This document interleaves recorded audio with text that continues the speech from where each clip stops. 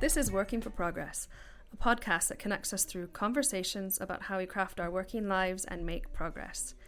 We'll be joined by our communities from Tribe Porty and Keystone. Tribe Porty is a community co-working space and creative hub. We are full of entrepreneurs, social enterprises, freelancers, charities, and SMEs. Keystone is the other social enterprise which supports women to reimagine their working lives. We do this by providing a holistic approach to business through courses, programs, mentoring, group coaching, and events. Welcome to today's conversation. I'm Alice, the community manager at Tribe Porty. And I'm Dani, founder and director of both Tribe Porty and Keystone.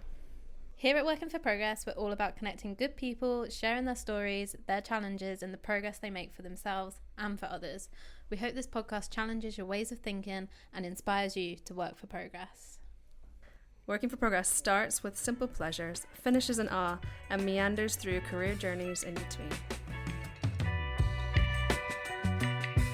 Today we introduce to you life celebrant, death doula, and friend of Tribe, Loretta Dunn. Loretta has a special interest in living well and dying well. Her journey so far has included a long career in nursing and midwifery, and today she primarily works as a facilitator specialising in end-of-life aid skills. Welcome, Loretta. Thank you for coming. Thank you for having me. We're going to start out nice and easy with your 5 simple pleasures. 5 simple pleasures. Can I say family 5 times? Yeah. My grandson is 4 and he is just at a wonderful age, and he comes out with some amazing things and very wise observations sometimes. So, you know, he is my absolute number 1 pleasure always. Nice. Yeah. So my family really is my hugest pleasure. And with a bit of chocolate thrown in for good measure. I'd be blissed out if I had family and chocolate. Yeah. I'm sure that happens. Oh, it has to. Yeah, it has to. Lovely. I do love a 4-year-old as well. Oh. I used to teach dance and they were my favourite age. They were just, I don't know. It's a nice age. Just before anyone else gets their hands on them. That's right. You know. Yeah. Yeah, he's funny. I'd love to hear about your values or your top 3 values that you live by. Mm-hmm. And I definitely had to think about that, as I was saying, because it's not something that you kind of think of really, but openness is one of my values. Always has been. In fact, sometimes my mum would say, maybe you shouldn't say that. Because of her generation, really. There was more a tendency to keep things to yourself, or for appearances not to be quite so open. So she was Irish, and I think that's just how things were done. So the little rebel in me would often think, I'm not doing that, I don't like that, I need to be more open. So I've always been very open, so yeah. You think that came from the lack of openness from your mum? I'm sure it did. That, yeah. I'm sure it did, yeah. I don't like secrets, you know, and that definitely comes from then. So yeah, openness is certainly, and that also comes in with communication with people, because over the years, which we'll be talking about, I've had to be very open and honest with people in various situations. Sometimes perhaps towards the end of their lives, or sometimes in situations where other people may feel really uncomfortable. And I've always felt drawn to walking forward towards difficult conversations as opposed to walking in the opposite direction. That wasn't always the case. Obviously I had to come to that.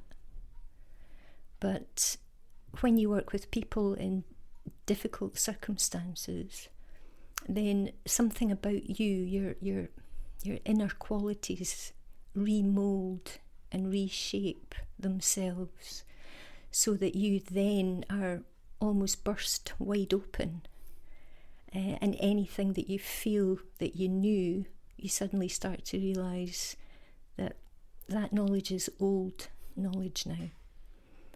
And so going with the flow and feeling your way. And that, you can only do that if you're open.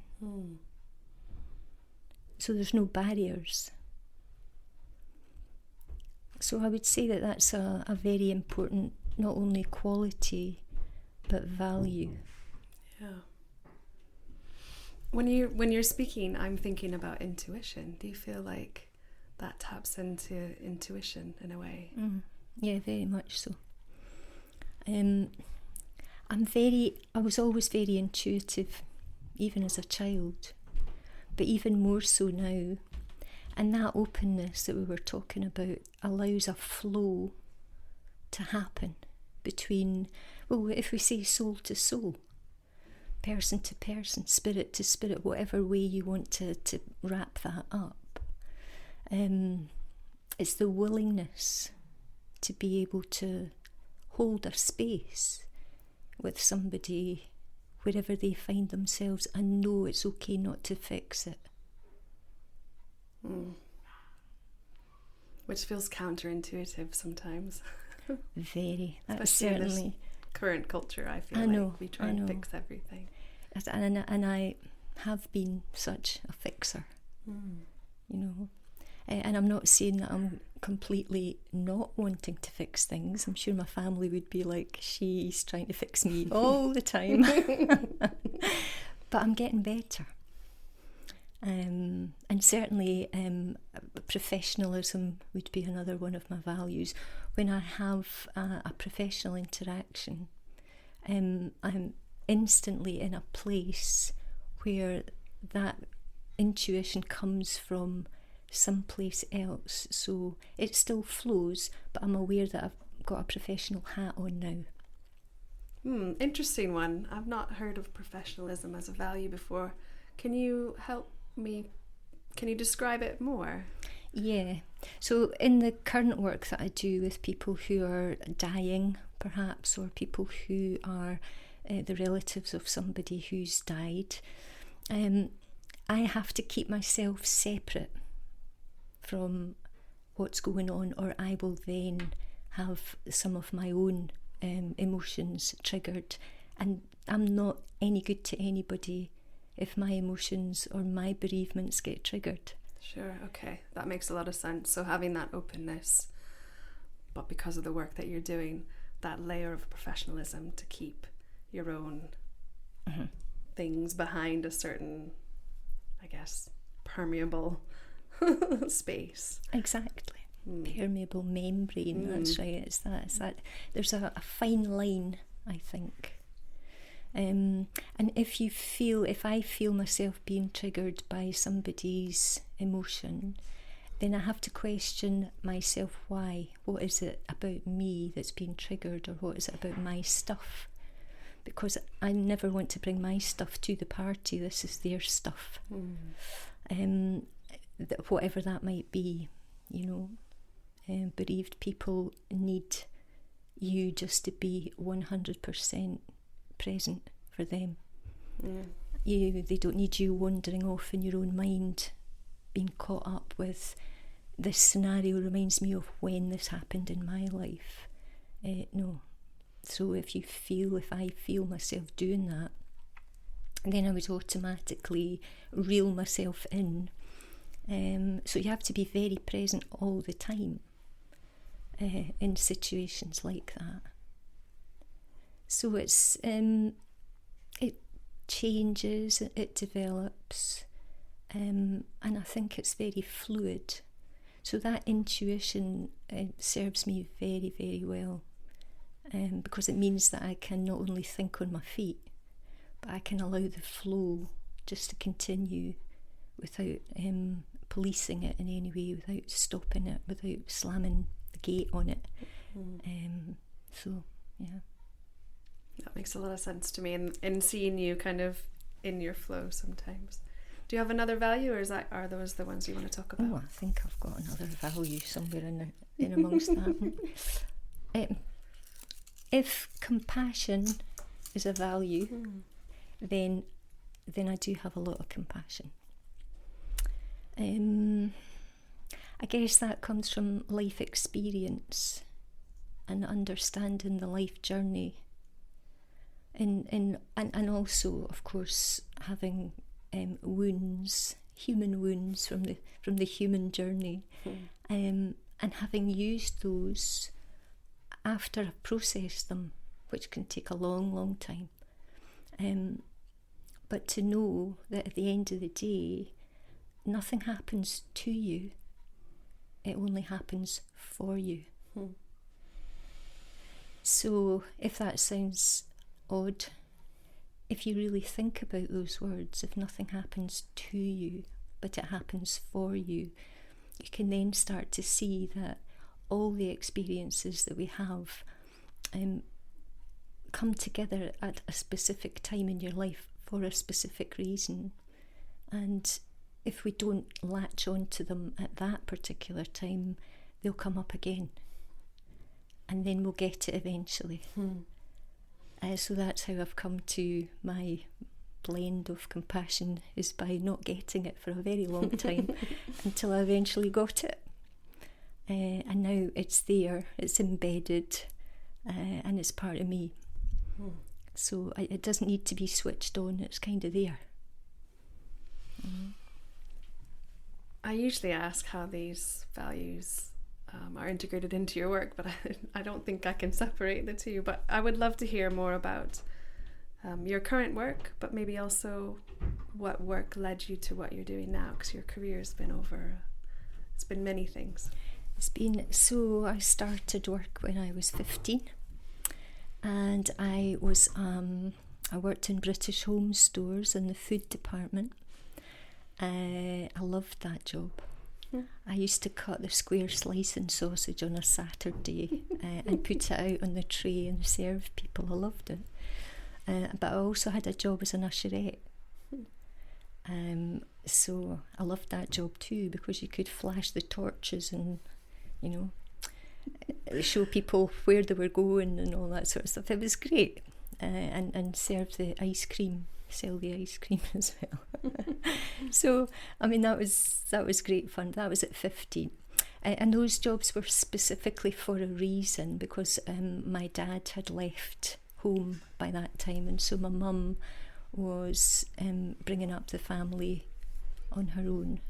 So one of those salaries, if you want to call it that, wasn't exactly a salary, but one of those was for me and the other one was for her. And that was just the right thing to do at the time. That's how it felt. So I left school at 17 and I went into Scottish Special Housing Association. I was a clerical assistant. I was only meant to be there for 6 months because I wanted to be a nurse, but you had to be 17 and a half.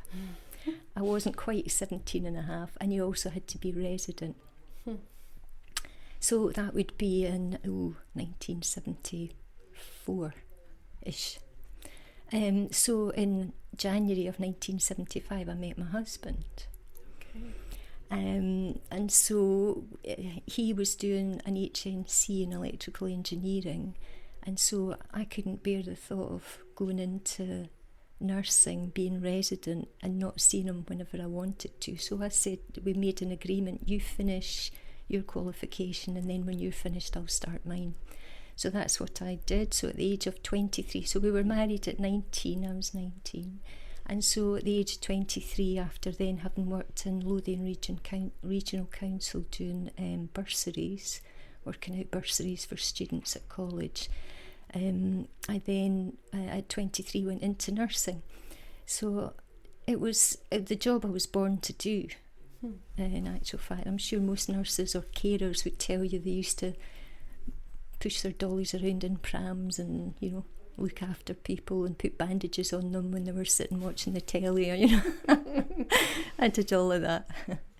I'm glad I went in when I was 23, because it was quite an eye-opener and a bit of a shock to me. I think you needed a wee bit life experience under your belt. So I went from that, so at that age did my nurse training and then did my midwifery training. And so when I finished my midwifery training, I was pregnant when I was doing my exams, which was very handy. Because when you look at the exam questions and you think, oh, well, wait a minute, let me see, how do I feel? Oh, yeah, I can answer that question from personal experience. So that served me quite well. I came back to, I worked in the Eastern General Hospital, and I went on nights as a staff midwife. So that was quite tough because I then had my other son less than 3 years after. So I had night duty, 2 young children, and it was tough, but not at the time. Oh, I don't know how you did that. Yeah, you know, when you're doing it at the time, you're just doing it. Yeah. But when I look back, I think, how did I do that? Yeah. But I was able to do that because I loved the work. So my mum died in 2002, and I had an interview to go down to St Martin's in Lancaster to do the nurse practitioner degree course, which was distance learning in summer schools. So I did that, and then I did my prescribing course, and then thought to myself, okay, I'm all set. I'll knock on the doors of the GP's practices, they'll throw the doors wide open and say, welcome, and you come. But it didn't quite work like that because I would be quite expensive to employ. So I thought, well, okay then. So in 2006, I became an independent nurse practitioner. And my first foray into it all was Alan's the Chemist on Portobello High Street. Really? Oh, wow. Where I ran nurse clinics. So yeah, I carried on along that route as an independent nurse practitioner. People didn't actually know what that was. I wasn't sure I knew myself what that was, but in America they have them. Yeah. Nurse entrepreneurs, nurse practitioners. So I followed a sort of an American model. I sent off for books and did my best. And yeah, it was quite hard to break in. It's much more commonplace now to have nurse practitioners in primary care, but then it wasn't. In 2000 and what would it be now? 11. I went to Ethiopia for a month. I had just taken my father-in-law home from his cancer treatment because we weren't happy with what was going on, so I brought him home for his terminal care. And after he died, I had a huge feeling of emptiness. Like, where do I go now? What do I do now? I don't know. An email popped into my inbox one day, and I thought these medical students were looking for financial assistance to send some books to Ethiopia, to Addis Ababa. And I was like, oh, okay.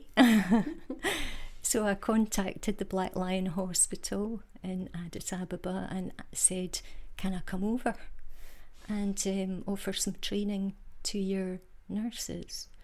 Yeah, of course you can. Over you come. So I went over for a month, had a wonderful experience. Healthcare is completely different, obviously, as you can imagine. Ethiopia is a huge country and people have got to walk many, many miles in order to get to the main hospital. So families come together. So the families would sleep under the bed of the patient. When I was there, because of my midwifery interests, I also went to the fistula hospital. So a fistula is when a baby is born vaginally and the mother tears and the tear goes up into the rectum, and therefore, you know, often have a dead baby and a very injured mother who's no longer any good in her community. And so she's not marriageable material anymore, and her husband can divorce her. Her family can't take her back because she's another mouth to feed. So the fistula hospital were raising money to go around with midwives on bikes and to literally scoop these ladies up and bring them in to have the fistula repaired so that they could then go back into their community and give birth again, be married. And very often the scars were from things like female genital mutilation. So there was a lot of, stuff going on there. It was a wonderful experience, and I was very brave. I have to say, my family were not happy about me going. They said it wasn't safe, but inside me there was something that was pushing me to do something, and that's what came my way. So that's what I did. I would add another maybe quality, I don't know the values, but not being afraid to break a few barriers, not being afraid to push when something inside you is actually pushing you. Yeah. Because I know that if you resist it, then many, many years later on, the if-onlys start. So for me, life begins at the edge of your comfort zone. So just do it anyway. Love it. Wow. Okay, so you came back after a month. Came back. And where were you in your career at that point, or that must have been hard to come back to and figure out what you wanted to do? Do you know, it was hard to come back to because it was Christmas time I came back at. I went in November and came back sort of mid-December and saw all these lights and, stuff.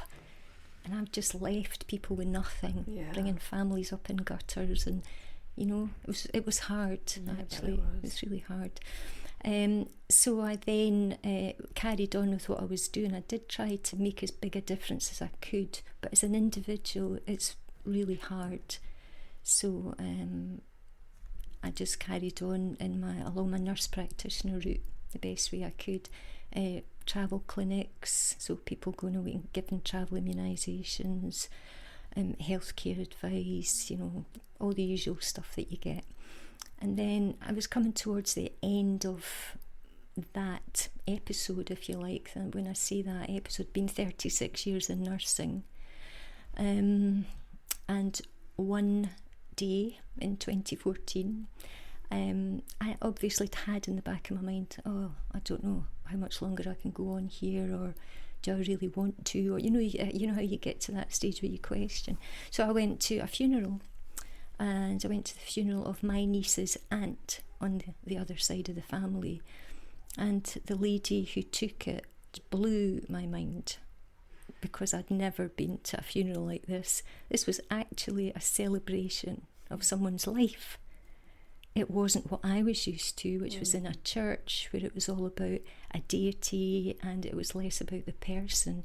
Here was something amazing. So I contacted the Celebrant, and she gave me a wee bit of information about where she had trained. So I applied to the training school, which was Greenfuse in Buckfastleigh in Devon. Okay. And Buckfastleigh is where Buckfast is made. And beautiful Buckfast Abbey, which is peaceful, tranquil, it has the monks going around, doesn't realise the devastation that what they create there causes on the streets here in Scotland in particular. So I went through that training, and then I was terrified to do it. I was really scared. I thought, standing up, having all these people looking at me at a time like this when these people are vulnerable. Oh no, what was I thinking? Who do I think I am? All the old mother in my ear. Sure. We've all got that little voice in your ear. Who do you think you are? And so I kind of just carried on with what I was doing in my nursing. And then one of the receptionists asked me, would you do my dad's funeral? I was like, okay. So now I had to put my money where my mouth was. And that first funeral kind of then set me on the path, it's okay. It's terrifying to stand up and conduct a funeral service at a time where people are at their most vulnerable and there's real palpable grief in the room. But I knew I'd come home. There was a feeling of having arrived, come home. So gradually, because you have to get in with the funeral directors and you're an unknown entity to them, because you're their shop front while you're there. We eventually got there. And then, so from then till now, I mean, I've done several hundred funerals, but the thing about the funeral industry, it can be a little bit of, I'm going to say sausage factory, only because that's how the industry runs. You're only allowed X amount of time for a funeral, obviously, because there's another one coming at the back of you. You've got to be able to do your ceremony in 25 minutes, no longer than half an hour, to allow people to move, leave, and the next funeral to come forward. And after a period of time and getting to know my craft, really, what I discovered was that's not really the way I operate. I'm much more kind of hands-on, tailor-made almost. So I stepped back from the everydayness of that and now feel that my role has developed so much with all of these tools in the toolkit to be able to craft something that's much more individual and worthy of the person and their families. So if you're not too exhausted by now. Not at all. There's a lot of risks that you've shared with us, but I usually ask, what is your biggest working life risk that you've taken or that you felt like you've taken? Can you pick one? I think doing the nurse practitioner degree course was probably the biggest risk at that point in time, because it shuffled me out of the comfort of working in general practice forever, if you want. Yeah. And placed me where I felt I was more, where I could make a difference. Because that seems to be something that's important to me as well, as making a difference for myself as well as for other people. Because there's something inside, there's a drive there that always pushes me forward to, is there another way of doing this? I've been thinking a lot about kind of this space where you are being true to your ambitions, so you feel ambitious, but you're content as well with where you're at in life and what you want to do. Do you ever find that tension between the two? Because you're still breaking molds and being aspirational, but you come across a very content person as well. Mm-hmm. How do you find that balance? Or tension, I don't know, was it tension or balance? Yeah, probably balance, I think. I mean, there can be a tension because I'm my own worst critic. I'm sure we can all say that. And while I can attempt to practice meditation and getting to know myself a bit better, I'm not always very good at that. So I think what I do is I question myself. I ask myself questions. I examine what comes back, and then I look, and then I kind of open that up a little bit to myself. So this is an inner dialogue. You have to be very honest with yourself. You have to get really, really comfortable with who you are as a being, as a person. Know yourself. You know, what's a trigger or what and why, and what is it you want? What are you here to do? Yeah. So I'm much more along the what am I here to do, as opposed to feeling the need to be the front leader on everything. At one time I did very much, because that kept me safe. If I could kind of be in that role, then that was just ego. And I don't need that anymore. Yeah. it's damaging. Yeah. And you can question yourself. When you're in your ego, you can question yourself. Oh, that seems quite big. Is that really what you mean? And asking yourself these kind of questions, because if you just allow the flow, if you just allow life to flow, there's no need for you to prove anything. That's wise advice, isn't it? What's next? What are you focused on just now in your work, or your other bits of your life? I don't know. It's probably both. But. Well, I ran/am running a grief group. The reason for that being, the huge amount of work that's involved in someone's end of life care, then the funeral is very, very busy indeed, very involved, and then all of a sudden it falls away to nothingness. There's an expectation that maybe, and it's a societal expectation, that after, you'll maybe be allowed about 6 months if you're lucky, and then after that you've got to get over it and get on with it. And that's not how grief works. No. Ever. And very often people who feel, well, actually I'm doing quite well, they may be, but maybe several years down the road they may not be. And there's no capacity for that. If you need help now, then you can approach CRUISE, the bereavement care support team. They won't see you for the first 6 months of your bereavement. You'll then be on a waiting list for 16 weeks. And then after that, you'll be assessed as to whether you're suitable. So by that time, you're maybe 9 months, approaching a year in your bereavement.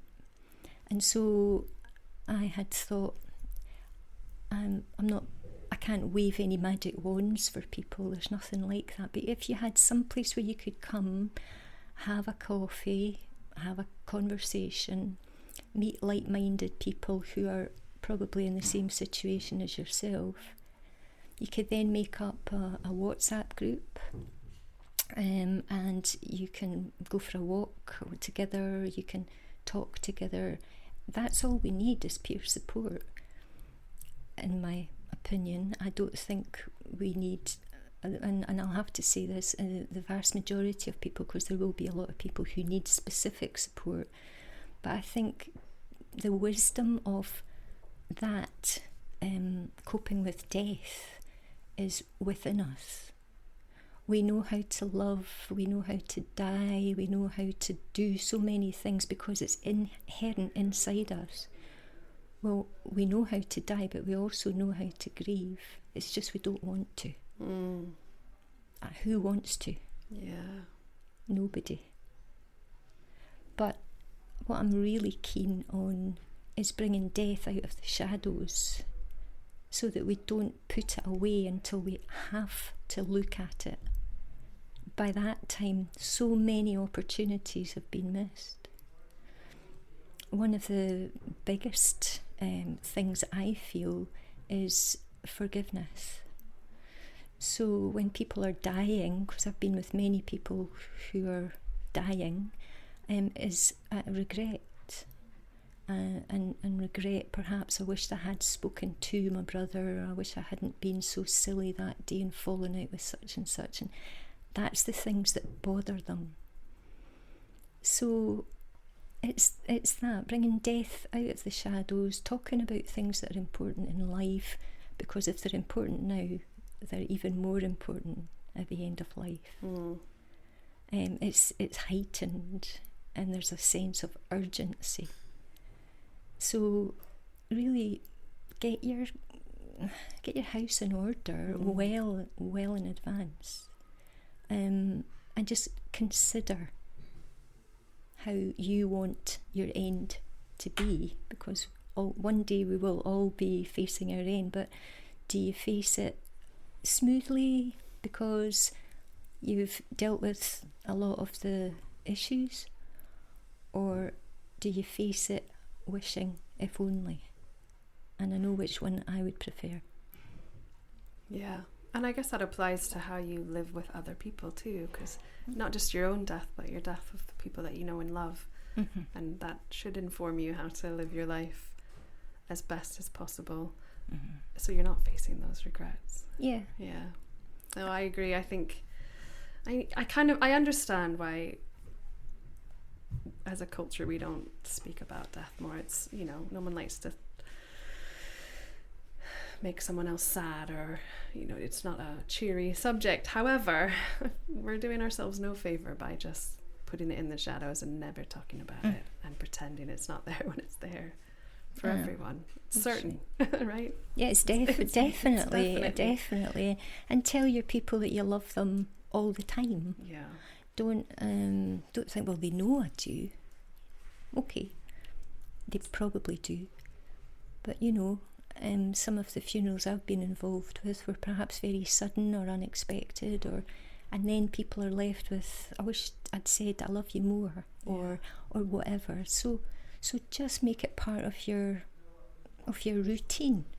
Yeah. You know, there's no need for any grand gestures. It's just a daily habit. Yeah, agree. The last question we always end with is, we'd love to hear of an example of where you experienced awe or a state of flow. I feel like you might have multiple, but if you'd like to share one, that would be great. Well, at the moment I have a friend who is dying. I sound like I'm in death all the time. I am, quite a lot. And I went in to visit her on Sunday, and the serenity with which people at the end of their life are, that's serenity, is always makes me feel in a state of awe, because life's done by that time, and that peacefulness and calmness that comes as a result of that is quite awe-inspiring. That is. I mean, gosh, a good death is all I hope for. You know, I don't know what that looks like, but I hope I'm lucky enough to have a good death and have that place of serenity before I go. Yeah, well, that's it. I think by talking about it, for example, or it's not something that you have to keep talking about, I don't mean that, but by contemplating and allowing it to run side by side with life. Yeah. You know, death isn't this thing that's at the end of a pathway somewhere behind a locked door. It walks side by side with us all the time. Yeah. And so therefore an acceptance of the fact that life and death run side by side, I think is helpful. Yeah, agree. Thank you so much. Your wisdom on this topic I value very much. So thank you for your time. Oh, thanks for having me so much. Thank you. Cheers. To hear more about Tribe Porty and Keystone, you can find us on all social media platforms. Please head over to our website and subscribe to our newsletters, which includes monthly blogs to provide helpful insights into how we craft our working lives. This has been Working for Progress. We hope you join us again.